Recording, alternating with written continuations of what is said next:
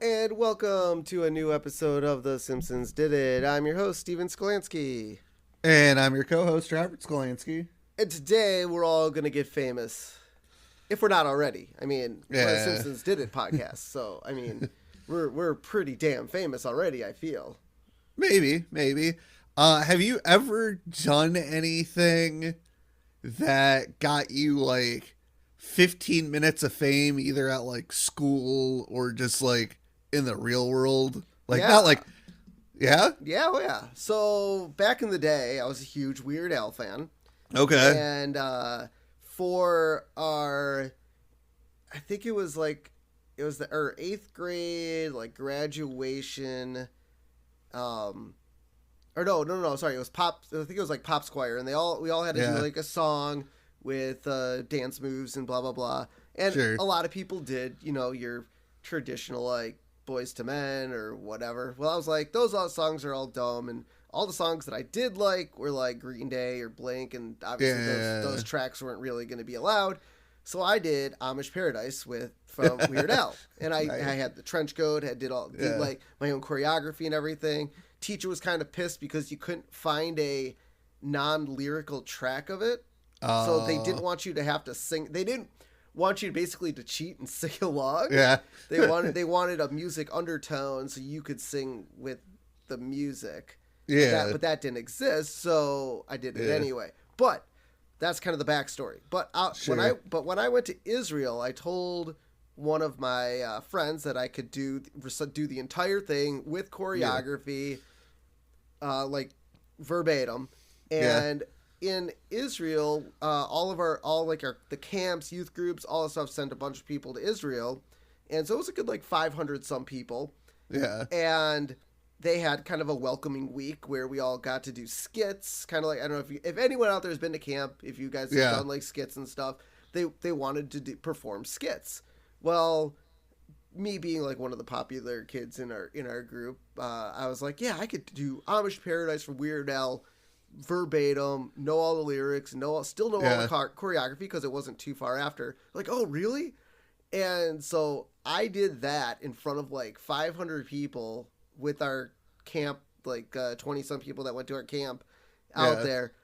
Fucking everyone loved it. I was the Amish Paradise guy for the entire month when I was in Israel. We'd run into other campers, other youth groupers. Dude, it was awesome that everyone knew that about me. And that was it was like literally 15 minutes of fame. I don't think anyone ever spoke of it anytime after that fact. But yeah, it was kind of nice to be well known throughout Israel. Not the city of, or the state of Israel, not the just the group of people people that went. So it was kind of interesting to, like, people waved to me on the street. I didn't necessarily know. I got to know a few of the other groups that were out there, but it was kind of fun. It was really fun. I don't really have a crazy story like that. I think the thing that made me most famous, and this also has to go back to summer camp, and it bled into our youth group stuff for our temple and all that. When we did that was, I believe, I was in probably 5th or 6th grade. It was the summer of like 5th or 6th grade. And it was after lunch, and after lunch we had our hour rest time before we like went back through the day. Yep. And so our counselors were trying to tell us something or like talk to us about some stuff. And as if any of our listeners can tell, I can be a little obnoxious. And our counselor had a hard time pronouncing our last name, and I would not shut up until he pronounced it correctly. And at one point he just goes, he's like, Spanky, shut up. And I shut up because I was like, wait, what? And like the nickname caught on as Spanky because of our last name where he mispronounced it so horribly. So yeah, I was, every summer, I don't even think people knew my real name. I don't think people, I think eventually like people kind of knew it, but like, yeah, camp, and it bled into our Jewish youth group because there were people there that went to camp with me. And so like, yeah, the Spanky nickname stuck. I've told the story many times, and it's stuck other places. Like even college, it followed me a little bit. So yeah, that's kind of my famous story where I had a really cool nickname. A lot of people, when I tell that story, they have either two thoughts of how I got that nickname. One, something to do with that, or two, some people get the Little Rascals reference, because if you've ever watched Tommy Boy and the scene where he's like, "Hey Richard, who's your favorite little rascal? Is it Alfalfa or is it Spanky?" So yeah, that's my my famous quote unquote story. All right. Well, let's talk about how someone else gets famous. Yeah, this is season 5, episode 12. Bart Gets Famous. I absolutely love this episode. He wasn't already famous? Well, he was famous in Springfield. So here's the thing. Or the Springfield. Over the globe. Well, here's the thing. Like, Springfield is such a small town. Everybody knows everybody anyways. Yeah. So this is kind of an interesting, it's still a fun episode. This aired February 3rd, 1994. So as you can see, we're about halfway through season 5 now. Yeah. Well, actually, I think there's only like 20 episodes in season 5. So we're past halfway. Yeah, right. I think we're looking at 22 episodes. So yeah, we just hit the halfway point last week. So our recap: Krusty the Clown hires Bart as an assistant, and a sketch catapults him to celebrity. Yeah. I mean, hey, that one thing you do on screen just make you famous. Yeah. Chalkboard gag this week. Now, this is an interesting reference. My homework was not stolen by a one-armed man. Now, my first thought was that he was blaming Herman for stealing his homework because he didn't turn it in. However, I did read that this also could be a reference to the movie The Fugitive, where Harrison Ford's character's wife was murdered by a one-armed man, and that did come out in August of 93. Yeah, and chalkboard gags don't have to be written, right away for an episode. Yeah, so do you think Bart is blaming Herman for not turning it in, or was he blaming the one-armed man from The Fugitive? Well, see, here's the real question: is Fugitive canon? Yeah, we don't. Eventually, eventually it is. It is. So I would say maybe Fugitive. Maybe this was like the first instance. And then down the road, we get another instance where The Fugitive gets a really, really cool reference. Yeah, so it's a neat little chalkboard gag. We do get a couch, as always, we get a couch gag. This week is the second of the clapboard couch gag trio, where the Simpsons run into the room and they create a Simpson blob. Yep. I like how it was like 1, 3, and now 2. They're like, all right, fine. 2 wasn't that great, but you know what? We did the other 2 anyway, and we're lazy, so throw number 2 in there. Yeah, so there you go. We can finally get the 3 of 3 of the clapboard couch gag scenes. Yeah, it was nice. I like it. It was good. All right, so let's kick off the episode this week where Homer's reading the newspaper. I mean, he seems to, for how dumb Homer is, at least he reads the newspaper. Now, granted, he's reading the horoscope, so, but who knows what else maybe a sports section. Oh, for sure, sports. And horoscopes. And the free ads. And the free ads, yep. Like the ads for free stuff, that's what I'm going for. Yep. And so he's reading his horoscope, and it says, today will be like every other day. So awesome if you're awesome. Yeah. Sad if you're sad. Homer weird if you're weird. Homer is a weird man. Yep. So now we get now this I love because for those of you out there that have listened to Warren / Bart of Darkness's podcast, The Simpsons is Greater Than. This is his opening track to his podcast, which is awesome. So Bart slides down the railing, whistling the Simpsons theme song. And Marge tells him to stop whistling that annoying tune. The funny thing is, I tried to find an article on this, so take this for what it is. But the reason for this was the Simpsons theme had recently been named by readers of the TV Guide as the most annoying theme ever. Back in 94. Or back in 90, whenever, 93, 94, which topped the list of worst theme songs. Which I can, honestly, back then I could see it.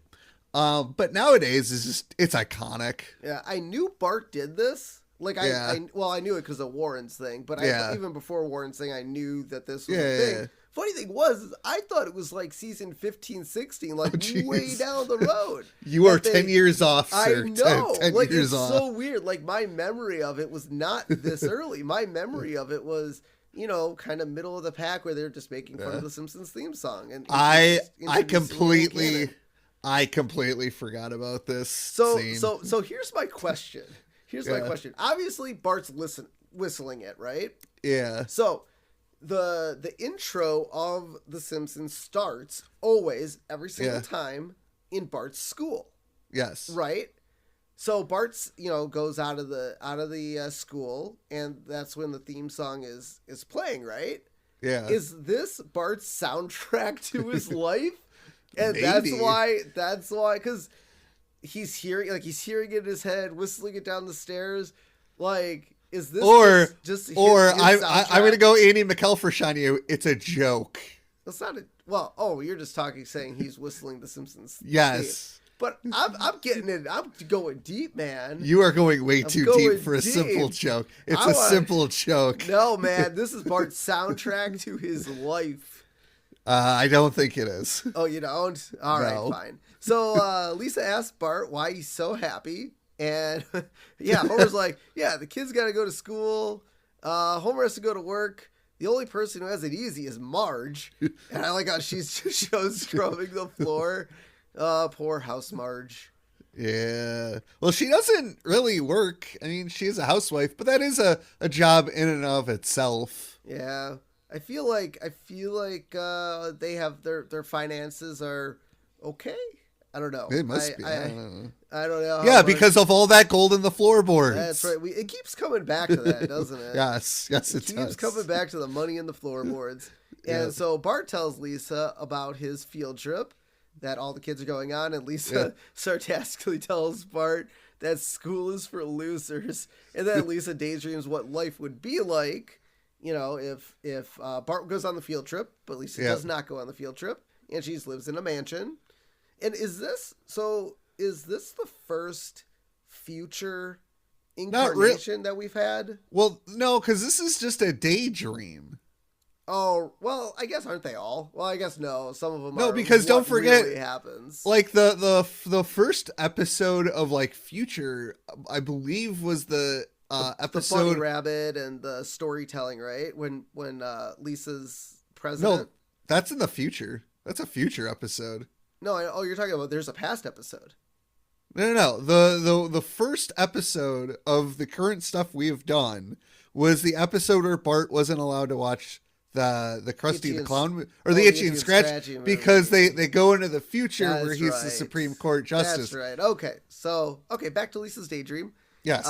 She's in her mansion. Her initials are on the front. Which I thought isn't that? I feel like that's a little over the top even for Lisa. I don't know, if you're rich, you want to have your monogram somewhere on your house, though. Exactly. And we pan over all of her awards that she's won. Lisa's writing her memoir saying how she cured all diseases, ended all war, and reunited the cast of The Facts of Life. Especially Tootie. Yeah. And I like how so I get this is Lisa's fantasy, so that we'll take it with the greatest all, but Bart is shining up Lisa's awards and says it sounds like you'll have another Pulitzer to polish. But I mean, in Lisa's fantasy, she's trying to I thought she was trying to say, I'm not going to be anywhere near Bart and his shenanigans, but yet Bart's her assistant or her bitch. Butler. Yeah. Yeah, so a couple of there was an Oscar there. I believe there was a Grammy. I don't remember the awards. I remember the Oscar, though. Yeah, so Lisa says, "Hush, field trip boy," and kicks him, and Bart gets impaled on Lisa's Nobel Peace Prize. How ironic. And so now he's dead. Anyway. So. Yeah, see? So she killed him in her daydream. And so, I do like how, like, before the daydream, Bart, like, mocks Lisa about going on the field trip. He's like, "Oh, that's right. You're in a different class." Like, Lisa would never go on a field trip.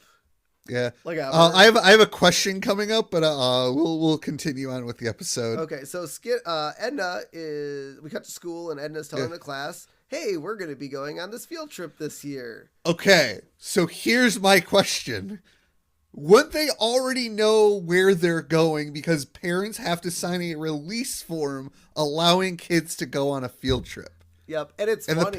The parents have to know. So not knowing context, like let's say someone just put this episode on the TV, right? Yes. You didn't know the name of the episode. You didn't know the context of the episode. Let's say you knew it because you've seen it a million times. Yeah. But like you're saying if I'm watching it for the very first time. No. Like you've seen it before, but you don't know what the episode's about. Like you don't know the recap of it. Okay. I could have sworn for the life of me that this was the Chowda episode when Bart forgets his field trip permission slip. Oh, that's right. You know, I did have. I had that moment, like me too. I did without too. knowing this. When I had this moment, I'm like, "Oh, Bart's so happy he's going on this field trip," and then he gets to school and he realizes he forgot his permission slip sitting on his bed. Because I knew the title and the name, I read the recap, but I still had like that moment because they've done this. They had this field trip episode in the future where he forgets, and it's Chowda. But yeah, wouldn't the kids know where they're going? Like you just don't spring like they knew they were going on a field trip, but you just don't spring on the class where they're going before signing the permission slip. Well, yeah, like, parents probably want to know where they're taking their kids. Which, honestly, the field trip they're about to embark on, I wouldn't want to go, and I would just be like, "Oh yeah, my parents didn't want me to go. I'll just go sit in the principal's office the rest of the day." That's why they didn't do permission slips, because they didn't want anyone to know where they were going. Well, it didn't even sound like Edna knew where they were going. Nope. Apparently, it was just up to Principal Skinner. When is the principal ever involved in the actual field trip? Usually the teachers are like, the teachers go to the principal and say, "Hey, can I get permission to take these kids on a like the principal doesn't have any impact." Well, they do. I mean, they reject or accept whether or not. They have that, but they're not usually in charge of saying exactly where they're going. And like as we see, like Skinner is going on this field trip. What principal goes on a field trip? Like you have administrative duties at your school, regardless if it's elementary or not. Well, it is the box factory, man. Of course, Principal Skinner wants to see that. But I can sound like they've done this before. Like Edna. Well, yes, they do. They do. Well, they have done. So because Skinner, he pulls out a box. And everyone, including Edna, are bummed about going to the box factory. And Edna says, "Skinner, the box factory again?" So, okay. So we are getting really deep on the Simpsons podcast today. So we obviously know the kids don't age. Correct. Now, when Edna says, no, not the box factory again, was this Edna's previous fourth grade class? Or previous fourth grade classes? Well, yeah, obviously. Okay. The kids don't age, but they do age, but they don't age. Because, we get past episodes of, Bart and Lisa as babies and toddlers. So maybe, they don't age once they hit, as soon as Bart hits 10, because it's a nice round number, they stop aging. Yeah, exactly. Yeah, it's just, this is crazy. This is probably my least favorite part about this episode, and yet it's still hilarious. So now Bart tries to daydream about not going to the box factory.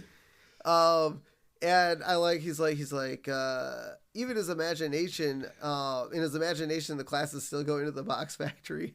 And Bart blames TV for his lousy imagination. And says TV also blamed his ability to think. But he's like, think of that because of TV.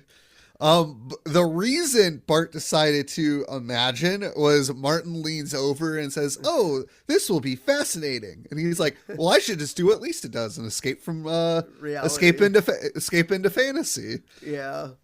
Oh my God. Now, I feel like now, to be fair, I feel like I think TV really has our generation, maybe not the new millennials out there, but I feel like our current generation has really lost imagination, or maybe they have too, because a lot of TV shows and a lot of stuff I watch, I know what's good. Like, yes, there's certain things I don't know, but a lot of times just certain things I'm like, oh, that's the guy. Oh, they're going to do this. Oh, this is how this episode's going to end. And there's this... Did I lose my imagination, or did I just literally watch so much TV and so many movies that I could literally predict how TV shows and movies are going to play out?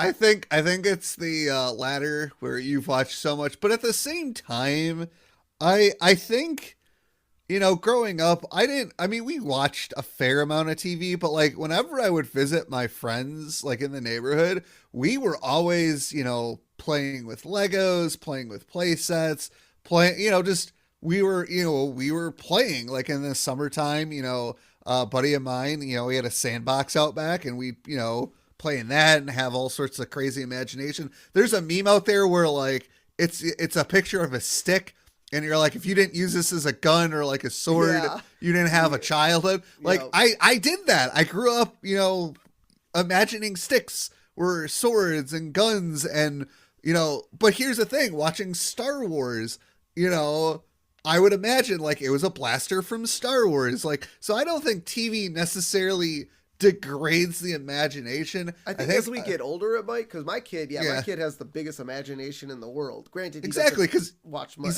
He doesn't watch much in the way of TV, but like I still feel like TV can give you that sense of imagination, because like I grew up a little bit watching wrestling, and I still kind of follow it here and there, and I just like read like the recaps of the TV shows, and I'm like, and in my mind, I imagined like booking it differently, like imagining the shows going differently, because it's like, well, this sounds lame, but what if they did this? So I don't necessarily know if TV has degraded imagination, but more formed it in a different way. Yeah. So, I think everybody's imagination is different. I'm sure there's plenty of people out there who have watched so much TV who they just don't have an imagination. Like, you play with your kid, I'm sure your imagination runs wild when you play with your kid. No, I usually can't think of shit. He comes up with all the shit. I can't do it. Well, then maybe stop smoking so much weed. Yeah, exactly. So moving on, Bart pulls out a small portable TV to watch Itchy and Scratchy. Now, it's funny. I would say future prediction, but not, because I actually had one of these. My grandpa had a tiny portable handheld Did he TV. have one of these? Oh, yeah. I had it. I took it from his house. Well, he let me have it, but yeah. Portable handheld TVs. Like, I've seen them. I think I've used them, but I didn't remember a grandfather having one. Yep. Oh yeah. I had it though. He let me have it. So now we hop on the school bus with the school children, and Martin and Skinner are sitting next to each other singing a rendition of 100 Beers on the Wall in a Box. In a box. Because they're going to the box factory. It was like, what was it? 55 bottles of beer, of boxes on the wall, 555 boxes of beer. I don't know. It was weird. And why are they singing about beer? Because that's the song. Well, you can't sing 100 bottles of soda. Well, I guess that would actually work. You can. That's what I'm saying. I thought that's what usually... Okay, on our school bus rides, did we actually say beer? I did. Okay, I'm trying to remember back to when we were in like 5th grade singing that on a school bus. I'm like, did we actually say beer back then? Oh yeah, I said beer. That's funny. I remember singing beer. That's so funny. now we see the school bus driving past all sorts of different fun places. We see Toy Town, which is where the North Haverbrook Elementary School is.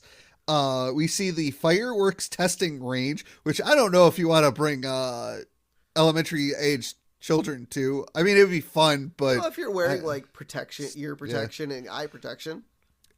We see the Capital City Elementary School is there.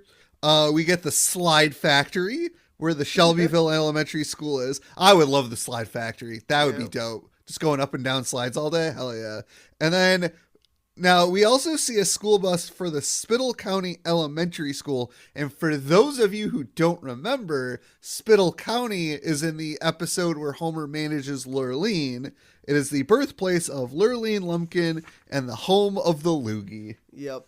And I do love the fact that all of these so-called factories are right next to each other. Yeah. They're not spread out across Springfield.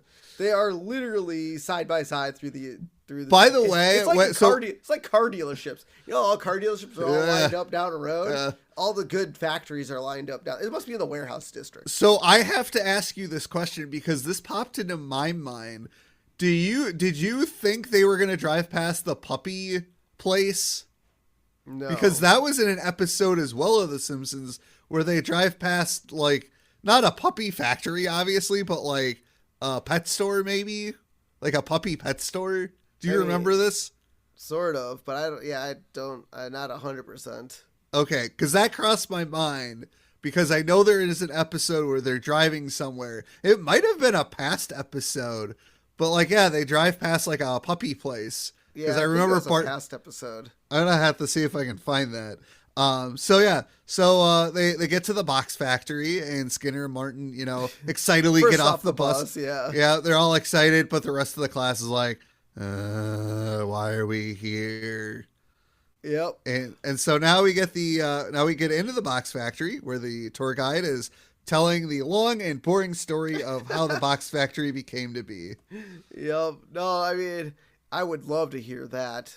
But then, you see Skinner and Martin listening intently, and the rest of the class is bored out of their mind. Edna's in the back. Apparently, you're allowed to smoke in a box factory. I feel like that'd be really dangerous. Bad. Yeah, because, cardboard. Yep. And at the box factory, Millhouse, asks a question. He's like, do any of these boxes have candy in them? No. Will they ever? No. We only make boxes to ship nails. Any other questions? Then Martin raises his hand. When will we be able to see a finished box, sir?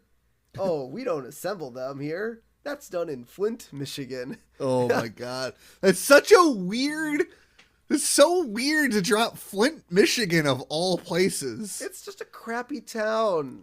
Well, I don't know if it's crappy. I mean, it's run poorly. Yeah, so that's why they need to assemble the boxes. Yeah. So they build them in Springfield, ship them off to Flint, Michigan. I should have done a little research to see if Flint, Michigan had a box factory at some point. Yeah, because maybe they did. Well, okay. Here's the other funny thing: you go to UPS, you go to a Home Depot, you go to a lot of places, and all the boxes are all unassembled. Yeah. Like, boxes don't get assembled because that just takes up more space. Yes. So, yeah, that's hilarious. So that's funny. But yeah, okay, so then Bart raises his hand. He's like, have any of your workers ever had their hands cut off by the machinery? No. And then the hands started crawling around and tried to strangle everybody? No, that's never happened. Any popped eyeballs? I'm not sure what kind of factory you're thinking of. We just make boxes here. So I have to point out this whole Bart talking about hands getting chopped off and then walking around and choking everybody, because that is almost the plot to the movie Idle Hands. Yeah. That came out in 1999. So did he predict this movie? Maybe someone was. Because I was smoking a lot of weed. Because I was trying to find a movie or a TV show about a hand choking people, and the only movie I could find was Idle Hands. Like, I don't know if there was like a Twilight episode about this. No, I don't think so. Because like Twilight Zone is usually like, oh, something like there's a twist. And I feel like this wouldn't be like an episode with a twist. Like, this is more of a horror thing. So like, did somebody watch this episode and write Idle Hands? Maybe. And like they got the idea from this. Like, it's crazy that like he mentioned. And my first thought was when he mentioned the hand, I'm like, Oh yeah, there's that horror comedy movie Idle Hands. Yeah, I do. Okay, so I did a little research. So there is a company called Flint Box Makers Inc. in Burton, Michigan. Okay. Where's Burton in relation to Flint?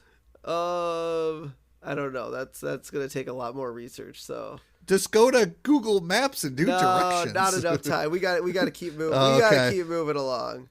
All right, so then, so the tour guide, then shows them a room where he's like, "Oh, this is the most popular room in the building," and Milhouse is like, "But it's exactly like every other room," and the guide is like, "Yeah, but there's one difference," and we pan over, and there's an empty spot on a wall where you can see like some wires for like whatever machine was there, and he's like, "Oh, they took that out. Well, I guess it is just like every other room." And so Milhouse, like a vending machine or something. Probably. So then Milhouse, looks out the window and he points out that the Channel 6 lot is right across the street from the box factory. And all the kids are like, "Oh, something exciting." And the tour guide's like, "Well, that's not really box related. I'm just going to close these blinds." And all the kids are disappointed because they don't get to see the Channel 6. So, like, is the Channel 6 lot kind of like, the Warner Brothers lot? I'm assuming so, yeah. Like any other studio. Because in the next episode, there is a Channel 6 building. Like, just a building for Channel 6. Well, yeah, I mean, aren't there well, I guess I don't know. I mean, you have a studio where like movies and TV shows and stuff like that are shot. Yeah, because each so like I did the Universal Studios tour in California, and you have different like buildings for sets and stuff to shoot. Exactly. Yep. But in the next episode, it's just a building that says Channel 6 on it, and it's like a skyrise building. Maybe that's just where the news is done. But why would you need such a tall building? Well, like TV show. Well, maybe that's just where broadcast is. That's Channel 6's broadcast studio or office building and stuff like that. And this actually is a lot where like TV shows and everything are filmed. Well, it is, as we'll see in a little bit. Yeah. So, the class, the tour guide's like, "Here is my office. You can follow this yellow line that'll take you around my office." So the class just like follows the yellow line. I'm like, why does he need the yellow line? It's a tiny office. Well, they don't want him touching his desk because have you ever? Well, okay, you haven't been to a really good museum, but in like Thomas Edison's home, or we went to a few things in like Pennsylvania, like not the Capitol, wherever the Liberty Bell is, whatever that building's called. But yeah, they have like lines you follow around. Well, yeah, I mean, so you don't touch things. Well, yeah, I did that in DC. Yeah, so you know about the lines. But this is a box factory. The guy doesn't want you touching his desk, okay? Because it's not like you could like take a step off the yellow line to touch his desk. And so instead of going in the office with everybody else, Bart hides behind a door and he's like, "I gotta get out of here, man." And he sees a laundry bin at a box factory. And he's like, "Oh, there's my perfect escape." So he jumps into the laundry bin thinking, somebody's just going to come by and push it away. Because that's how you escape prison. Jumping in the that's how you, bin. well, yeah, I've watched a lot of movies and TV shows and like that happens a lot in those kind of things. And I'm like, "Bart, this ain't a movie, man. Somebody's just not going to randomly walk by." Why is there a random laundry cart though, sitting outside this dude's office in a box factory? Well, you got aprons and you got, other... For a box factory? I don't know. It's a box. What's in the box? And so, Bart is like, "Okay," and he sees an exit, and so he just exits through he hops out of the laundry bin. Just so happens there's an exit there. He didn't even need to hop in the laundry bin. No, and so he walks across the street to the Channel 6 lot, and, there's like one of those security arm things that like lift and lower for cars, and Bart just tries to lift it, and a security guard comes up and he's like, "Hey, do you work here?" And Bart's like, "Yes." And he's like, "Oh, okay," and he lets Bart in. Wow, that's Channel 6 has terrible security. Yeah, don't even check for credentials. No, and so then so we cut back to the box factory, and now the whole class is like scouring the factory looking for Bart, and Skinner's like, "All right, Bart, I'm going to give you the count of 3 to come out. 1, 2, 3. And then nothing happens, and Skinner's like, well, I've done all I can do. Yeah. Well, so I've just started doing the 1, 2, 3 with my kid, and I don't even have to get to 1 yet. Oh, wow. I tell him I'm going to count to 3, and he's like, okay, I'm going to go do it. So I'm sure. What do you have? Now, hold on. What kind of chores? Or is this just because he's being too rambunctious? Well, no, I'm trying to get him to do things like brush his teeth, go to bed, go come to the table to eat dinner. Just simple things. Okay. Simple things. Eventually, he's going to grow out of that. I know. So one of these days, he's going to call your bluff. I know. That's the problem.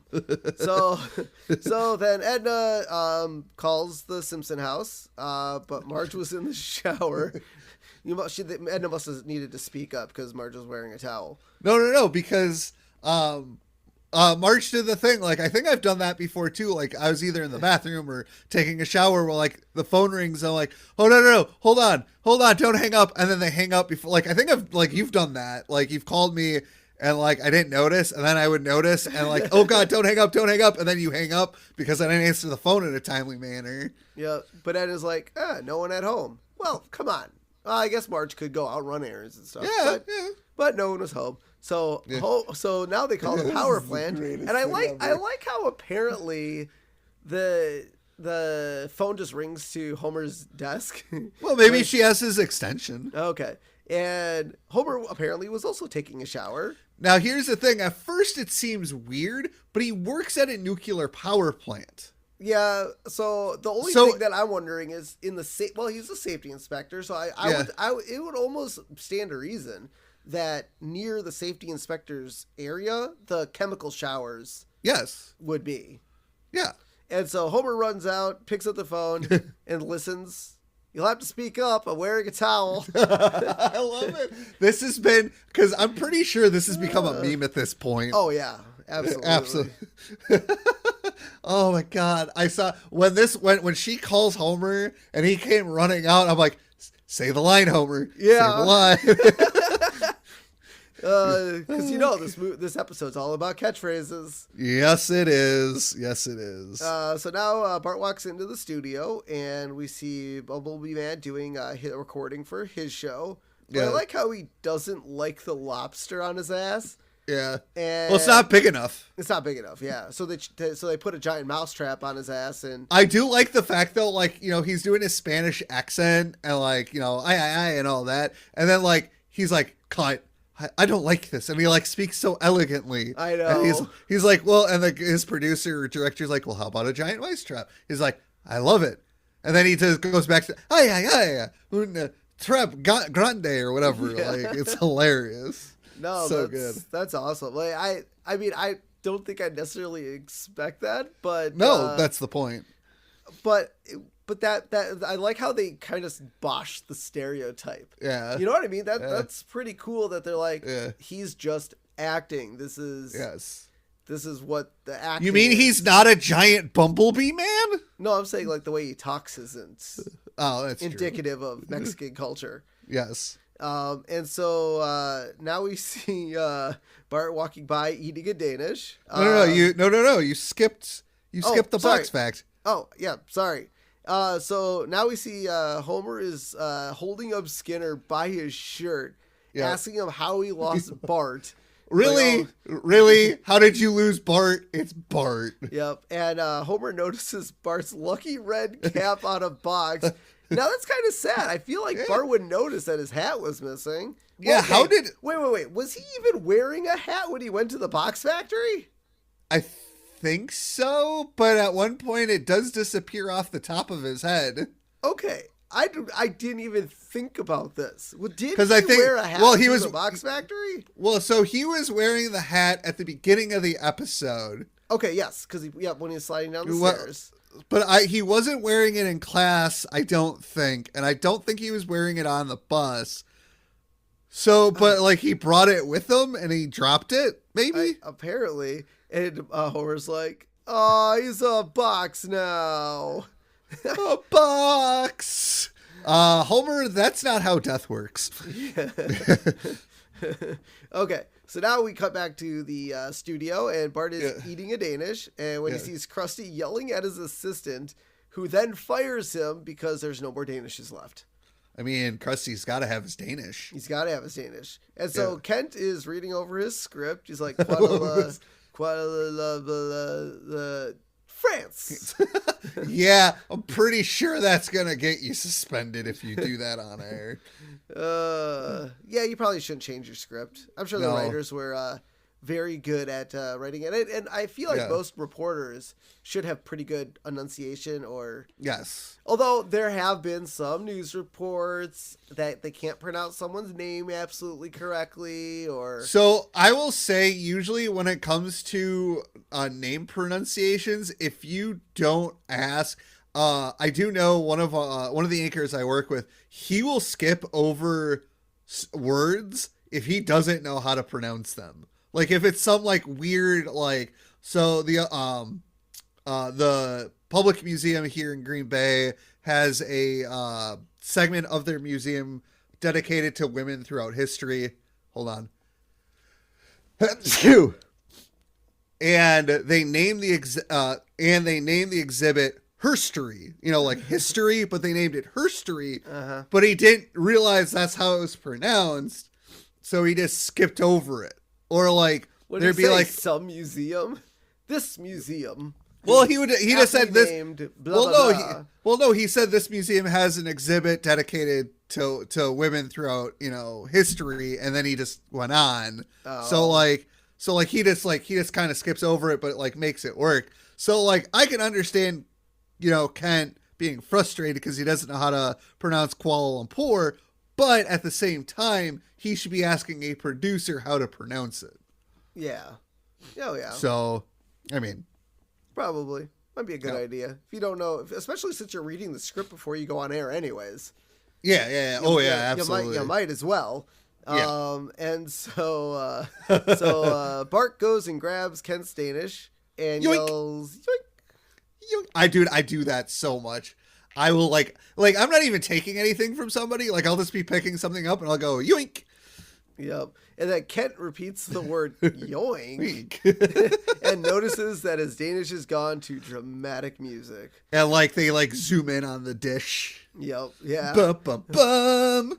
Oh my God, that was good. And so now we get Bart going up to Krusty. He's like, "Here's the Danish, Krusty. Gimme," and starts chewing it. Now that's Danish. Where'd he get it? I stole it from Ken Brockman. Great. He didn't touch it, did he? Grimy little pause. No. So then he resumes chewing on it. Good job, kid. What's your name? I'm Bart Simpson. I saved you from jail. I reunited you with your estranged father. I don't know. I saved your career, man. Remember your comeback special? Yeah, well, what have you done for me lately? I just got you that Danish. And I'll never forget it. Oh my God, I love this scene. It's so good. It's like Krusty is Bart's Mr. Burns. Yes, he is. Well, Bart is Homer's Mr. Burns. Like, yeah. People understood. Yeah. So that's just really funny. Like he just doesn't. Well, I don't even think this is the first time Krusty doesn't. They do it every time. So yeah. when the next time Bart ran into Krusty, he said, "I saved you from jail," and he didn't remember that. Yeah. So it's and then the second time I think it was the comeback special where he was like, "Yeah, I saved you from jail, and I introduced you to your estranged father." Like he literally keeps forgetting all the things that he does for him. Oh, it's fantastic. And so now we get the Mean Joe Green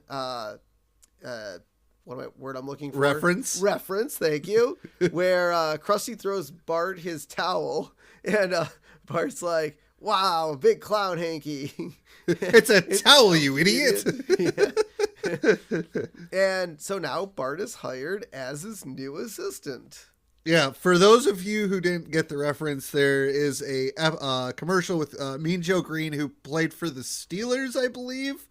I could be wrong. Where he throws a kid his shirt, and the kid's like all thankful and all that. So Yep. Yeah, that's a good callback to that. Yeah. And so now Kent refuses to read the news because he didn't have his Danish and dares them to find someone else. And then Bumblebee Man runs in, knocks Kent off his chair, and starts reading the news. And then he yells, "Ay, Chihuahua!" and then falls out of his chair. Yeah, but I like how he starts reading the news, all like in his real voice. Yeah. He even pronounces Kuala Lumpur correctly. Yep.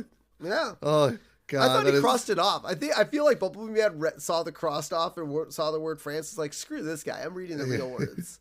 Oh, my God. That's hilarious. So now we cut back to the Simpsons house, and Homer comes home with the box and Bart's hat on it. And he's I like how it's still on the box. That's insane. It's not like it's glued there. Yeah, no, it is not. So he's like, "Marge, I have some horrible news." And then Bart's like, "Hi, Homer." And Homer's like, nothing. Because he doesn't want to be seen as an idiot. Yep. And so Bart's like, "Oh, my hat on the box." And but he calls the box by like whatever the technical name of the box is, which I think he made up. And Marge is like, "Oh, well, I see you learned something on your field trip." And he's like, and she's like, "Well, maybe one day you'd like to be a professional box maker." And Bart's like, "Yeah, that'll always be the dream." Wink, wink. But now I have a job in show business. Do you think that would be like one of Bart's like future thing? He's talking to his wife, and he's like, "Yeah, I've always that's been my lifelong dream." Like, yeah, and you did it back in 1994. Yeah, and so Marge is like, "Well, how did you get it?" Or Bart tells the family that he got a job helping Krusty after school, but Marge is concerned because he is only 10. And Lisa points out that she helps the poor and needy. I'm only 8, Mom. And now she claims it's a job, but I feel like she probably volunteers. Yes. Yeah. She probably doesn't get paid, and it's not a job. So the other thing I'm going to point out too is that Bart working for Krusty is illegal. Yeah, you can't have underage. Now, if he was a child actor, which he becomes, then that's not illegal. As long as you have your parents' permission. Correct. So, and then I love how like Homer's like, "Well, the poor aren't deserving of our help because they don't pay us anything and they don't do anything." Oh, frickin' Homer. Oh, man. So, Bart's like, "Well, can I take the job, Mom?" And she's unsure, but Homer's like, "Why not? I remember my first job being in a band." And it's not really a band. So we get a flashback of Homer being one of those street, like, the Mary Poppins guy with all the musical instruments. I can't think of the name. And so like he's got a guitar now and he's like playing the guitar and drums, but he scares away the crowd. The crowd is not happy.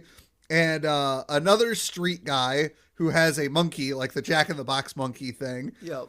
And the guy with the monkey doesn't like that. And his name is Giuseppe because Homer's like, "Go away, Giuseppe."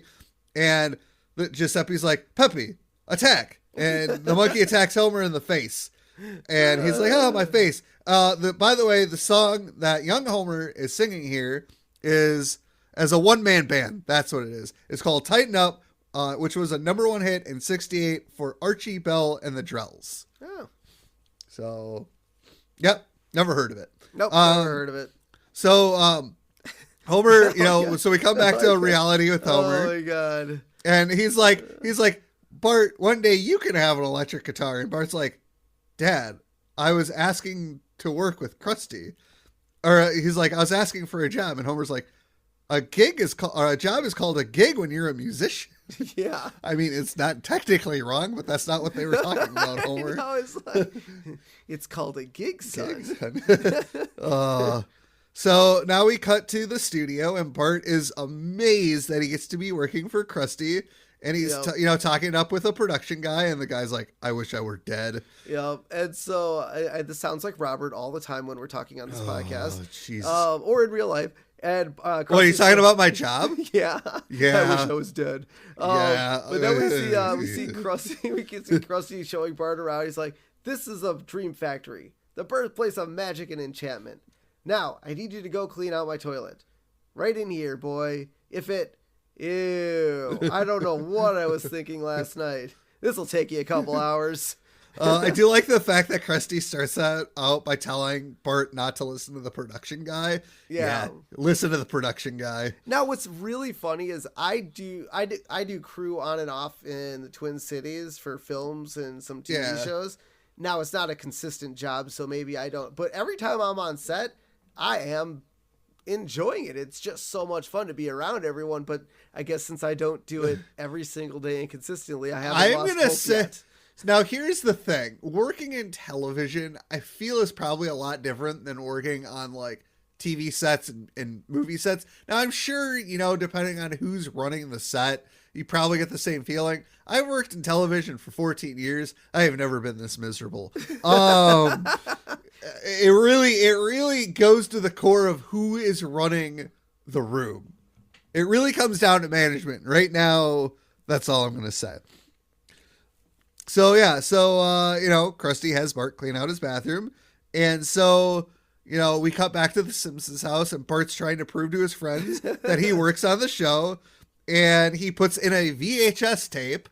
And for those of you who don't know what a VHS tape is, I think they know. We've told people a million times on the show. And he shows the kids the credits. But the problem is with the tape is there's a split screen of the credits and promo for Kent Brockman for the 6 o'clock news. No, 11 o'clock news. He's like, no. If you look at the graphic, it says 6 p.m. news. Yep, but he does say, so he's like, 11. I'm Kent Brockman. Yep, he's like, I'm Kent Brockman. On the 11 o'clock news tonight, so he misspoke. Kind of soft drink has been found to be lethal. We won't tell you which one until after sports. And the weather with funny sunny storm. Yeah, so here's the thing. The graphic on the TV says 6. Kent says 11. So that is either an animation error or they screwed up. Well, my guess is they were playing what's that called? Like the screen grab or what's that called? The graphic. The graphic. They're probably playing the graphic from like the 4 o'clock news to the 6 o'clock news instead of the 6 o'clock news to the 11 o'clock news. Well, yeah. So, yeah, usually when you cut we call it a topical in the television business. Well, I guess some people call it a promo. Yeah, usually you say, coming up tonight on this show. So the fact that they are using the 6 p.m. graphic is wrong. Yes. And I hate it. It must have been a mistake. It was definitely a mistake. It must have had Robert working for Channel 6. Oh, no, I would never do that. That's my guess. I would never screw that up. So Bart, he points out his name on the screen and the other kids are like, no, I think that's somebody else. No, I got it. So You got it? Okay. Yeah, I got it for you. So Bart's name is so small in the credits for Krusty's show that it looks like Brad Storch or Betty Symington. And then Nelson punches Bart for taking credit for other people's work. Yep. And so, Homer is watching this all unfold, which I don't think I'd be happy if I saw another kid punch my kid in the gut. Probably not. And Homer's like, Bart, you don't have to worry about what other 4th graders think and have to say. He's like, you're doing what you want to do, and that's all that matters. And Bart's like, oh, thanks, Homer. And Homer's like, yeah, that advice got me to where I am today. And Bart's like, oh. Yep. Oh, God. Yep. And so now we cut to our first Monstro Mart introduction. Yeah. And this will be in next episode too. But then again, I don't think we see it ever again. No, I don't think so. So in and out, like most grocery stores sometimes. Yes. But it's the Monster Mart grand opening. And we meet Krusty. We have a sign that says meet Krusty. So he's doing a signing for the grand opening of Monstro Mart. Yeah, they're trying to get people to come and get a celebrity. Yep. And so Bart is signing autographs instead of Krusty. Krusty's just sitting on a stool. I like how little girl goes up. Back of the line, kid. You're my hero, Krusty. Yeah. Line. And so Bart's signing Krusty's name, which Correct. The funny thing is when you see Bart sign Krusty's name, everything is correct on it except the stars that go around it. Because we learned in a future episode that the Krusty has his patented, because when he changes his name to Roy B. Bellows or something, he does the same thing with the stars around his name, and that's how they know it was Krusty. Yeah. So either Krusty changes his signature in the future, or Bart actually doesn't know how Krusty signs his name. I'm going to go with Bart doesn't know how to sign Krusty's name. I'm going to go Bart doesn't know how to sign, period. Well, yeah. Well, Krusty doesn't know how to read. He always wrote his name, and he didn't not sign it. He didn't use cursive writing. Krusty never did. He used box letters. Yes. Yeah, that's just good. I don't know. I don't think I've ever seen a celebrity at any con not sign for themselves. No, I've never seen that. Like I feel like the only way where they wouldn't sign for themselves is they would have a stamp. Yes. Because like they have like arthritis or something in their hands. Yep. And funny enough, doing cons for like 6-7 years already, I don't think I've ever seen anyone sign with a stamp. No, I don't think so either. But I know it happens. I'm sure it does. Yeah. I mean, especially for older celebrities, I feel like it's gotta happen. Yeah. But we cut back to school, and Bart apparently has a cell phone, like an old like. Was it flip phone? It was a flip phone. Yeah. I'm trying to remember now when like the Motorola Razr came out. I mean, I didn't get a flip phone until like 2003. Well, I got my first phone when I turned 16, so that would put it at 99. And Wasn't it the Nokia brick? It was the Nokia brick, yeah. So I don't think flip phones even. Well, then, okay, what about those old... So I'm talking about, like, the 80s Wolf of Wall Street the giant... phones. Those had, a flip, like, component to it, but Bart's phone was, like Motorola Razr size. Like, it was small. Yeah. So either that's a future prediction or that kind of style of phone was out in 94. Yeah, I'm just trying to think. I don't think that style of phone was out yet. No. But yeah, so Bart's phone rings, and Bart's all tired. He's like, yes, Krusty. Bart, I need to get your fingerprints on a candlestick. Meet me in the conservatory. Chop, chop. Don't worry. Everything's going to be all right. Oh, my God. That is the greatest Clue reference ever. Oh, my God. That's fantastic. Who did he kill? Or who did Mayor Quimby kill? So Krusty's the patsy, or... Well, now Bart's the patsy. Now Bart's the patsy, yeah. And then Bart bows his head and says he wishes he was dead. Yeah. He's gotten to it. He got to that point. Yeah. And so now we cut back to Krusty Lou's studio. Wasn't it at Krusty Lou's studio? Now that I say that, maybe it's Krusty Lou Studios on the Channel 6 lot. Maybe. Okay. So Sideshow Mel is so Bart's passing out all the sandwiches to the crew and cast and everything. Yeah. Mel starts eating his sandwich that Bart has given him, and he immediately spits it out. And Sideshow Mel says, "There's cheese in this sandwich. Surely you know I'm lactose intolerant." Sorry. Do you know how sick this is going to make me? Then he starts to gag. He's like, "Oh boy, come stand next to the bathroom door. I want to yell at you some more." Now here's my thing. I don't know if you would taste the cheese. Usually if you have dietary restrictions and some random person gives you a sandwich, but it wasn't random. Like Bart's the assistant. He would have should know these things. But he doesn't, and I feel like this is on Mel. Now also, did he swallow the sandwich or did he just taste it and then spit it out? No, I'm sure he swallowed it because he probably didn't realize actually what was. Yeah, but like I feel like if you have dietary restrictions, I would be checking. Like I usually if I order something without usually if I get a burger or something from fast food, I always say no tomato because I hate tomatoes and they're gross. I will look at the sandwich to make sure there are no tomatoes on it. Yeah, I'm not as paranoid as you. I'm a little bit more trustworthy, and then I bite into pickles, and then I flip out. Yeah, that's why you check your sandwich first. And also, why do you not like pickles? Not on my burgers. What? Yeah. What's wrong with you? They taste weird. They taste all slimy and bleh. Anyway, let's move on. So, outside the bathroom, you can see Bart sitting, and you hear Mel yelling at him while he's vomiting in the bathroom. Yeah. And then Bart's like, "So biz sucks." And so he starts to leave. And you can still hear Mel yell the entire time as Bart walks towards the exit. Oh, God. And so Krusty walks up to Bart. "Bart, I need you for a sketch." "You want me to be on the show?" "It's just one line. Mel's supposed to say it, but he's dead." "Dead? or sick. I don't know. I forget. Anyway, all you got to do is say, I'm waiting for a bus. Then I hit you with pies for 5 minutes. Got that? I'm waiting for a bus? Makes me laugh. Let's go. Oh, that's fantastic. Yep.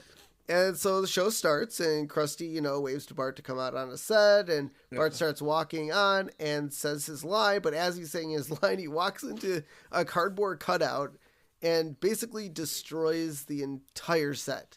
Yeah. Like, it all falls down to literally nothing. Yep. And Bart turns to the crowd, I didn't do it. And the entire crowd starts going wild. Well, they didn't go wild, but they laughed. No, they're going wild. They laughed. Okay, fine, they laughed. and so obviously that's the end of the sketch, and we see Krusty, walking with Bart, telling him, not to let it bother him. Some people just don't have it. And Krusty is like, remind me never to let you back on stage. Yeah. And, finish as he's walking out the door, he's telling Bart, finish telling Bart, as he's going outside, and there's a group of people waiting for Bart, and the people cheer when Bart ends up outside, and Chris is like, I own the boy now, and all of Bart's subsidiary rights. Oh, that made me laugh. Yep. So Bart is now owned by Krusty Studios. Yep. And now this is the point where now it's not illegal anymore. Bart can actually work for the studio as an actor. Yes. But he's in the union. Well, I don't know if they ever got him his union card, because I'm assuming SAG would be a thing. Probably. And so now we get a title card of Bart's first episode, the I Didn't Do It Boy, in the Ming Vas and Ladder sketch. Oh, you're one of those people? No, I act so funny as shit in the world. Or are you just going off the Gasselcast video? I'm going off the Gasselcast video. That's got, okay, for anyone who doesn't listen, that's just, if you guys want, I recommend watching the Gasselcast video if you guys like Funko Pops and collecting. Yeah. But that's why I said it. I had to do it. They had an episode a few weeks ago where they were talking about vase and vase. Sorry, and folks, it's a vase. You chucklehead. Oh my god, I had to do it. I had to do it. Sorry, guys, that was hilarious. I just had to do it. Yeah, the Ming vase on a ladder sketch. Yes. So I like how Bart walks in, knocks down the vase, and says, I didn't do it. People laughed. And now featuring the I Didn't Do It dancers. Well, you skipped over the whole sketch and how it was set up. Okay, fine. I'm sure people understood. Okay, so there's how would people understand? Okay, all right. So I'm sorry if you guys didn't realize that the title of the episode, "I Didn't Do It, Boy," in the Ming Vase on a Ladder sketch was Krusty putting a vase on a ladder in front of a door. How are people going to know that if they don't watch the episode? Sorry, I feel like the title of the episode sets the whole thing up, but we'll explain it. So Krusty's like, okay, hold on. Krusty's like, I really hope no one knocks over this vase. And while he puts the vase on it, Bart walks in. I didn't do it. Everyone laughs. Now now you're all caught up. And then they introduce the I Didn't Do It dancers.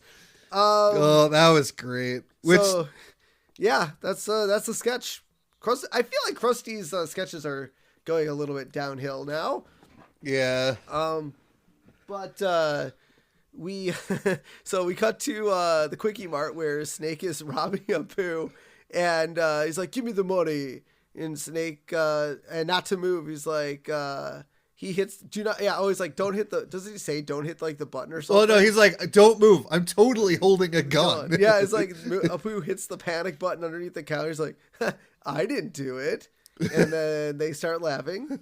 And so we get Mayor Quimby's wife walking in on the mayor with another woman in bed. And Mrs. Quimby resembles Jackie O with her pink Chanel-ish dress and matching pillbox hat. That was what she was wearing the day JFK was assassinated. Yep. I feel like this is the second reference to that. It already is, yes. Because Whacking Day, wasn't it? It was Whacking Day, yeah. And Mayor Quimby's like, I didn't do it. And then everyone laughs. Or I didn't do it. Yeah. Oh God. And then we cut to a burning apartment building with a guy trapped in the building, and then one of the firefighters like, this is the third time this has happened. Because someone keeps smoking in bed, and then it just pans over to Patty and Selma, who are like covered in smoke, and they're like in unison go, I didn't do it. And everybody laughs, even the guy trapped in the burning building. Oh my that God. guy is now dead. They just killed a man. Well, we don't know that. He was laughing. He thought it was funny. Yeah, but how does that make him not dead? The firefighters didn't rescue him in time. They were laughing after 10 minutes of laughing, they finally put out the fire and saved the guy. And so now we cut back to the Simpsons house where everybody's reading Bart's biography, which Lisa complains that it was rushed and it's not even about him. Yes. And so this scene may be a reference to Vanilla Ice's largely inaccurate, also rushed release biography. I don't know when that came out, but I'm assuming pre-94. Yeah, probably. Well, you gotta get that book out before everyone else, because Bart's life only was 10 years. Yeah, you gotta go over that entire biography with everyone and how he got to be the I didn't do it boy. And so Bart's like, of course it's all about me. Look at the cover. And Lisa's like, well, it's actually mainly about Ross Perot. And the last two chapters are about the Oliver North trial. And for those of you who don't know that reference, Oliver North was a major figurehead in the Iran-Contra scandal, which is about illegal gun smuggling or selling guns to Iran. It was a huge scandal when Bush was president. Gotcha. I must have missed that. Yeah. And so then we cut to Bart in a recording studio saying, I didn't do it to MC Hammer's Can't Touch This. And MC Hammer is in the studio. I know. I didn't do it. So I didn't do it. I didn't do it. And so in this studio, there are gold albums by Bleeding Gums Murphy and the Larry Davis Experience hanging in the recording studio where Bart records his rap singles. Nice. That's pretty cool. Yep. Pretty cool. And so now we get the I Didn't Do It Volume 3. What happened to Volumes 1 and 2? What do you have enough for 3 volumes? Didn't it go from like Jock Jams to Jock Jams like 20 before we even knew it? I don't know. Well, there's now that's what I call music as well. They have like 40 of those. Yep. So now we get we're set upside the Quickie Mart where there's a tent set up. And a sign that says, see the I Didn't Do It boy for $5. That's really cheap for somebody who's very big. Yeah. I mean, well, he's new though. Like you don't go to Comic-Cons and try to get the new guy's autograph for like $80. It's usually like $20 or whatever. Yeah. So then we see Abe Simpson standing in line and he's upset that he has to pay to see his own grandson. He's like, I blame the Democrats for this. No, this has nothing to do with politics, Grandpa. But could he see Bart at the house? Like he could go to the unless Homer's not letting him in. Well, maybe Krusty doesn't let Bart go home. Yeah, he has to live at the studio. Oh God. Well, he does own Bart, according to him. Yeah. And I don't know. Like, there's just been so many triggers in this episode for, like, other episodes. Isn't there an episode where, like, they get to see Bart, but it's not actually Bart in the space? It's like like a person dressed up as Bart? Maybe. Was that the episode where Bart becomes a skateboarder or gets emancipated? I think so. I don't remember. I know. There's too many Simpsons episodes. Yep, and I got an entire book to prove it. Yeah, you do. So then we learned that Bart now has his own chat line and a girl that's open 24 hours a day. And we see a girl call it, and behind her is the Corey poster. I know, I noticed that. I was like, ooh, she dumped Corey for Bart, man. And so I love how she calls the chat line to talk to Bart, and it just happens to be Barney. And she's like, say the line. And he's like, I didn't do nothing. And she's like, isn't the line, I didn't do it? Whatever. Oh, God. At least Corey does his own work. Yeah. But no, I mean it's amazing how many jobs Barney gets. But it's funny, he was just in the unemployment line not too many episodes ago. So things are are turning out Millhouse for him. Everything's coming up Barney. Yeah. So now we get one of the most memeable scenes in all of Simpsons, because it is used so much. Where Bart's in class, everybody is just staring at him, and Bart's like, "I didn't think I'd be the one to say this, but shouldn't we be learning something?" And Milhouse is like, "Shut up, Bart." He's like, "Say the line, Bart. Say the line." And so Bart's like, "I didn't do it." Yay! Yeah, this is like one of the most iconic memes of all time, I think, out of the Simpsons. Yeah, no, it's absolutely amazing. Every time I'm scrolling through my my Facebook, and I swear to God, every week I think I see a new meme with this. The only other thing I have seen that has been more memeable is the children must be wrong meme with Skinner, where he goes pathetic. Yeah. I see that one everywhere too. Yep. And so now we cut back to the Simpsons household, and Homer is trying to get more money out of the whole Bart thing by trying to get Lisa to say something funny. Yep. And Homer's like, "Come on, Lisa, say something funny." Like what? Oh, something stupid like Bart would say, "Bucka bucka" or "Woozle wazzle," something like that. "Forget it, Dad. If I ever become famous, I want it to be for something worthwhile, not because some obnoxious fad." And then Bart walks in. "Obnoxious fad?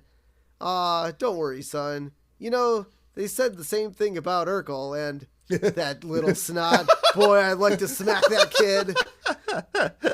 Oh my God. Wasn't that only because didn't Family Matters come out in 92? Yeah, I mean, that show really didn't last that long. I think it was only 6 seasons, 7 seasons, and wasn't there a spinoff of it too? I think so. But for those of you that don't know, the reason why they use Urkel for the obnoxious fad is because Urkel's catchphrase was, "Did I do that?" Yeah. So very, very similar to Bart's "I didn't do it." I'm not gonna lie here. That just dawned on me. The "I didn't do it" and "did I do that" are very similar. Yes. And that didn't cross my mind until you said something. Yep. So there was all that, and so Bart decides he wants to read books. And Homer's like, "Boy, why are you reading books?" He's like, "I want to make sure I have something intelligent to say on the Conan O'Brien show." Yeah. By the way, so the funny thing is, they wrote this before he actually got his show. They wrote this because he had just done an audition. Oh, really? Yeah, this is when he auditioned. But I don't think he actually got the show yet. You might know when he got the show because you're a big Conan O'Brien fan. Yeah, I don't know the you're one of year. You're one of his tens of fans. Yes, thank you, Andy. And so Homer reminds. Oh, what were you gonna say? No, go ahead. Okay, so Homer reminds Bart to say the line, and Bart's like, "Dad, there's more to me than just a catchphrase." He's like, and Homer's like, "What?" He's like, "Dad, just watch the show." And Homer tells Bart he's all laughed out. He's like, "Oh, just remember, boy, I'm all laughed out after Leno." Oh my God. Ugh, that is great. The funny thing about this episode is, guess who's a voice actor on it? A guest voice actor. Conan O'Brien. Dude, yeah. I almost wish we would have got Andy just for 10 minutes. Just for 10 minutes, just for this part. Because we could. Why? So he could skewer you for being a Conan O'Brien fan? We could have had Andy on for an hour just doing this 5-second scene. Yeah. And so Bart goes out of the show and tries to show Conan how smart he is. He's like, Conan, I have a lot to say. I'm not just a one-line wonder. Did you know that a section of a rainforest the size of Kansas is burned every single? Just do the line. I didn't do it. Woo! Everybody laughs. And so Conan's like, "We'll be right back." And then did he ever do dancing on his show? Oh yeah, okay. Yeah, oh come on, that's his thing, man. During his I didn't really thing, watch. He always does the dance. I never really watched. Oh my God, Conan and dancing was always the thing. I was a Craig Ferguson guy. That was after Conan. Yeah, I didn't really watch late night television. I was gonna say you would have had to get through Conan on a different network, mind you. But you'd have to, but you'd have to get through Conan O'Brien just for Craig Ferguson's time slot. I only watch Craig Ferguson because Craig Ferguson is better than any of the late night hosts, and I stand by that. So Conan starts to do his little dance, and Bart starts dancing too, but Conan's like, he's like, you sit still. Only I can dance.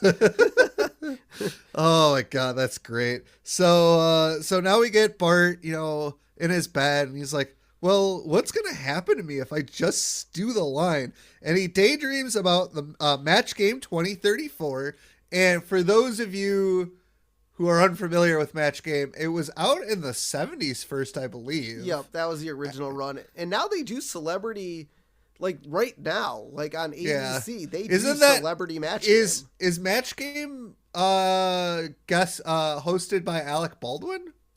If I'm not mistaken, yeah, I think he does that. And doesn't he also like the brand new like Celebrity $20,000 pyramid or something? No, that's Elizabeth Banks. Oh, okay. Okay, maybe. Yeah. Yep. And so in his daydream, the guest stars are Billy Crystal, who I'm assuming would be dead by then. Maybe. Farrah Fawcett, who did pass away in 2009. Oh, so she won't be on the 2034 edition of Match Game?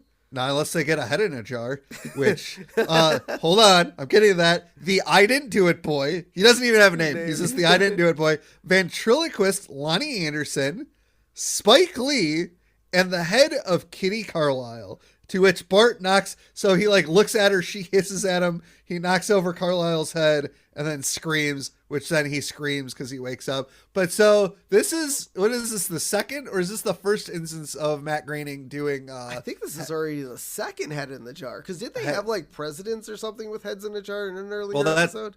Well, that's Futurama. No, in an earlier episode. We talked about it, that they did it in Futurama.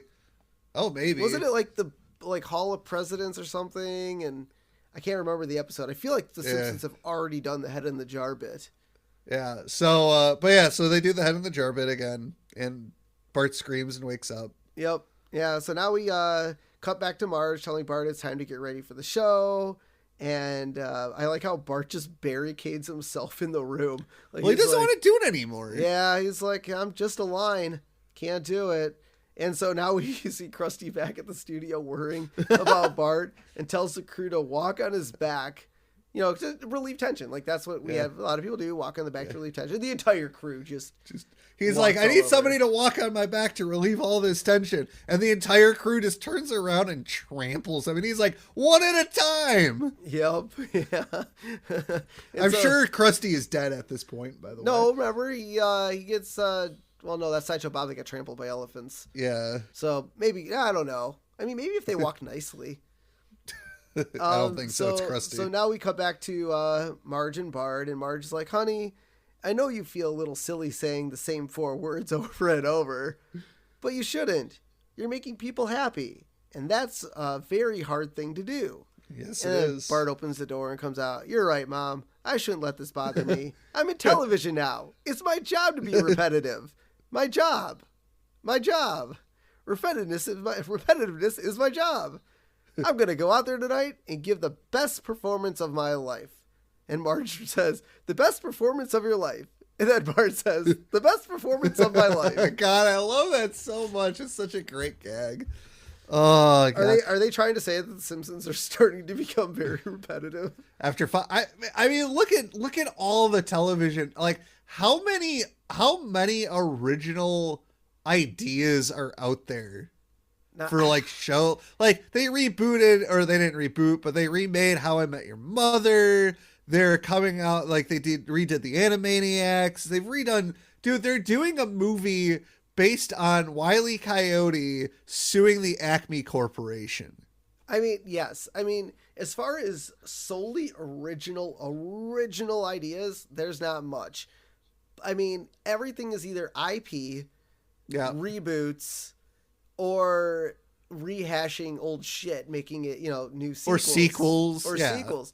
But like, okay, so I mean, that's not to say some of that stuff is really good, because it is, but at the same time, it's like, all right, where's the new shit? And I get, like even on TV, you get more and more cop dramas, and then they're like, well, let's do a cop drama, but with firefighters, and it's literally the same shit, just different. But then you get people like Jordan Peele with their new take on like horror films. So it's like, or even John Krasinski with The Quiet Place, just new. Okay, The Quiet Place is not, in my opinion, that original.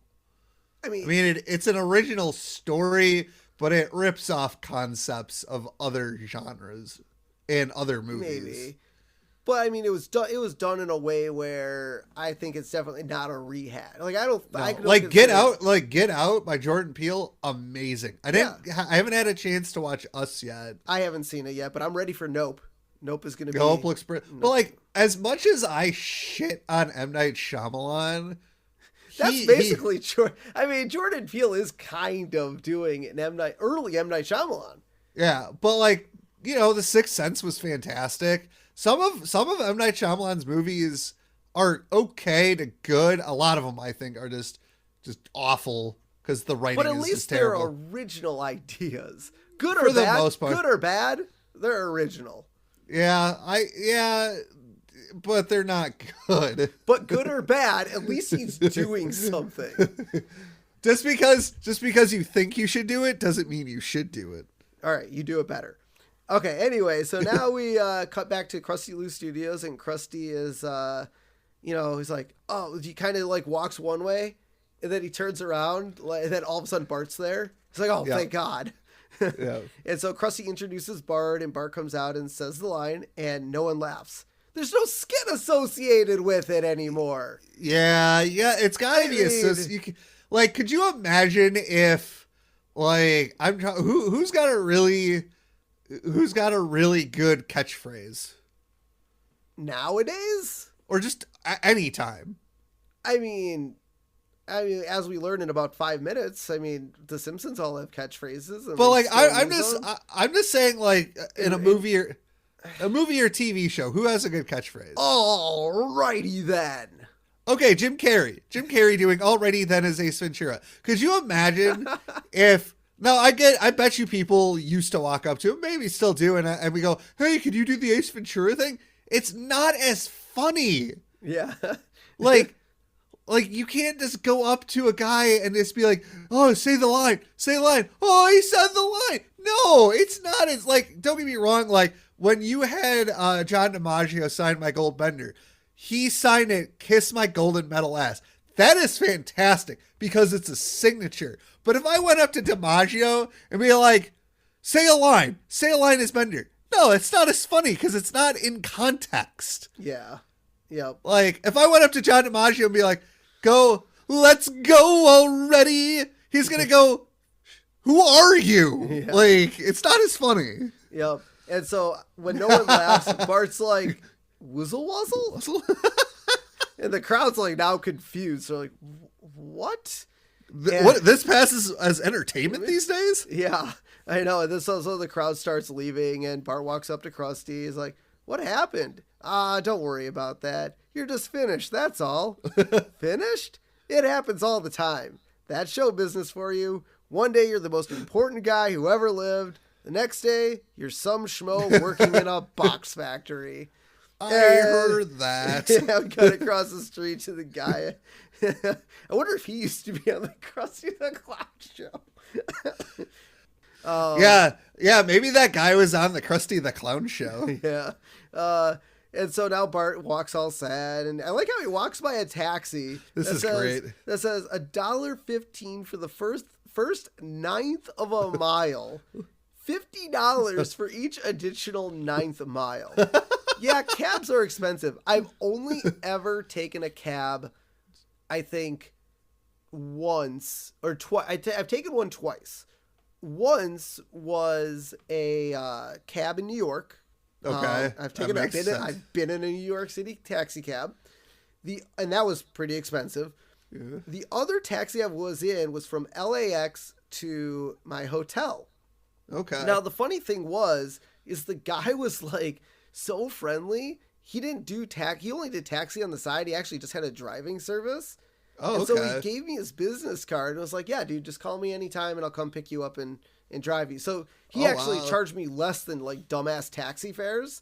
Oh, yeah. Because he only did taxiing part-time. He just had his driving service mostly full-time. But yeah, so I've only been in a taxi twice. I've only been in a taxi, I think once for sure that I remember, because I believe it was after the second cruise I took. We took a taxi cab back to our car, or maybe it was the first cruise because we were parked at the hotel because they had they let us park there because we stayed there, kind of thing. Yeah. But mostly, yeah, I've taken 2 Ubers and a Lyft. Like, I don't really do like car sharing ride things and taxis. I tend to like, I've rented cars before with other people. Like, I've never even rented a car. Like when I was in Seattle, a buddy of mine split the cost to rent a car so we could drive around Seattle. But like, I don't know. I don't really travel a lot either. Yeah. Ooh, funny. And when I do travel, I usually take my own car. Like, yeah. So funny story. Me and my friends, when we went to Arizona for our fraternity convention, we actually took a limo to our hotel instead of a taxi. So we walk out of the airport and there's a taxi there. And we were like, well, how much to take us to such and such place? And it was like, I don't know, $60 some. Like fucking expensive. And across the street from that was a limo. And we were well, how much for the limo? $40. Sold. Split between how many guys? There were 3 of us. Oh, so I mean, still, like $15 a person. Yeah, so it was really awesome to take a fucking limo to our hotel. So that was amazing. Pretty cool. So now we cut back to the Simpson house, and Marge gives Bart all the stuff that she saved over the last, week that he was famous? Yeah. All the T-shirts, all the bobbleheads, I'm sure, were there. Yeah. Just everything that was in the box. So he could be reminded of when he was the whole world's special little guy. Oh, Marge is a sweetie. Yep. And so Lisa tells Bart he can go back to being him instead of a one-dimensional character with a catchphrase. And with a silly catchphrase, mind you. And Homer accidentally knocks over a lamp and says, dough. Bart says, ay caramba. Marge does her, Maggie makes her sucking noise on her pacifier. Ned Flanders walks by, says, hi-dilly-ho. Barney walks in and belches. Nelson comes by, says... Well, he's in the house. Yeah, he's in the house already. He says, ha-ha. Mr. Burns, excellent. And they all gather around Lisa and look at her expectantly. And then she looks disgusted. She's like, if anyone wants me, I'll be in my room. And she walks off, and Homer's like, what kind of catchphrase is that? So the whole Lisa really is the only person without a catchphrase. Which I like. I like the fact that at least one person in the Simpson household doesn't have a catchphrase. Yeah. So obviously, if you couldn't tell, the whole point of this episode was the writers making fun of catchphrases. Yes. Oh, yes. Yeah. The whole thing. I love this episode. It is so good. The only thing that really took me out of the episode was towards the beginning with the field trip thing. That was kind of weird. Like, I know they were trying to set up the box factory to get, like, they were probably like, oh, how do we set up this field trip thing? Like, I get why they did it. It's a little weird. It's not how do we get Bart to the studio? Yeah. And so, but outside of that, it's fantastic. It's got quotable lines. You're going to have to speak up. I'm wearing a towel. It's got all the catchphrases. It's so good. Like the production guy saying, I wish I were dead in terms of like working at a studio. I feel that with all my being right now. It's a 5. Everything's coming out Millhouse. This is just, it's so good. It's just so good. Yeah, I don't know if I'm with you on the 5. I've definitely liked it. I'm gonna go 4 sprinkles, just because I don't know. Yeah, it seemed like a one-dimensional episode. Okay, let's make fun of catchphrases. I feel like the funny lines are there. The jokes are really there. The Conan O'Brien bit was hilarious to me. I thought it was hilarious. Okay. I thought it was hilarious. Yeah, I mean, Bart being at the studio and being an assistant was like, yeah, okay. And then, I mean... come on! Ken Brockman won't read the news without his Danish. Yeah, I don't know. It was definitely funny. It was definitely a fantastic episode. I do see myself quoting this episode a lot. And come on, it has the most memeable scene, I feel, in all of Simpsons. Yeah, I don't know. Bart Getting Famous, I don't know. It just didn't get to that level of 5 to me. Like, it just wasn't that... We have a different level. It's not an episode where I'm going to sit down and watch it. Do I think it's hilarious? Yes. What? Oh, I'm definitely sitting down and watching this episode. It's not a sit down and watch it episode for me. I just can't do it. I just can't. But yeah, 4 sprinkles for me.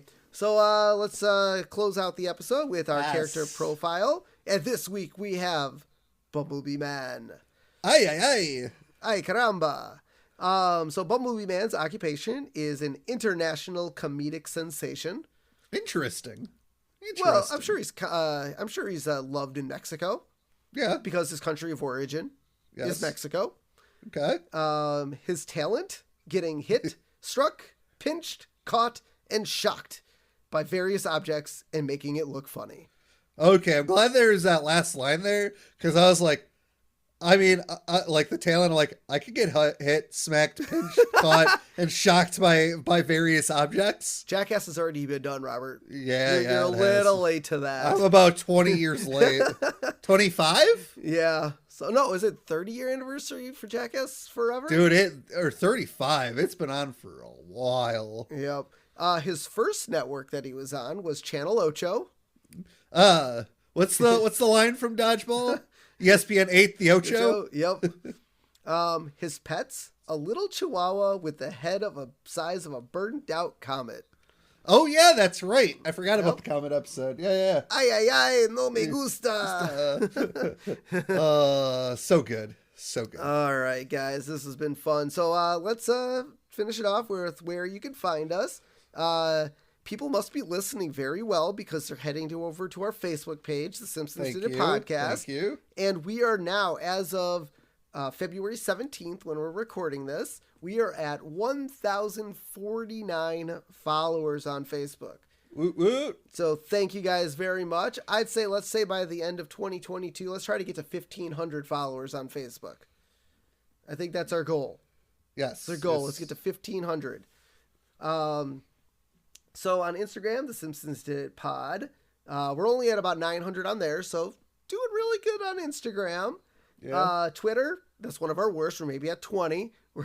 We don't really use Twitter. We don't really use Twitter except for showing off our new episodes weekly. That's Simpsons Did It PC. You can donate to our podcast. Check us out on buymeacoffee.com/Simpsons Did It. And all your donations will go towards our merch and upgrading our internet, or not our internet, but our recording equipment and making it sound better. And lastly, you can give us a phone call and let us know what you think about all of our stuff.